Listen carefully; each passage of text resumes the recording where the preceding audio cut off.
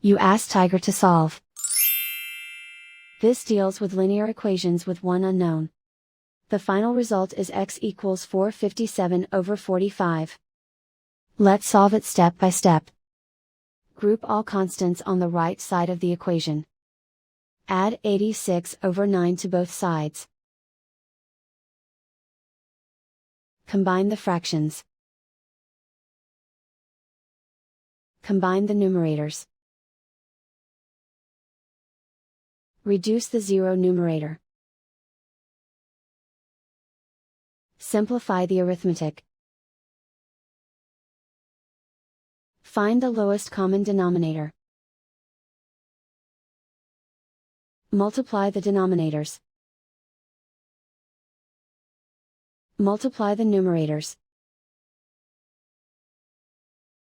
Combine the fractions. Combine the numerators. And so the final result is x equals 457/45.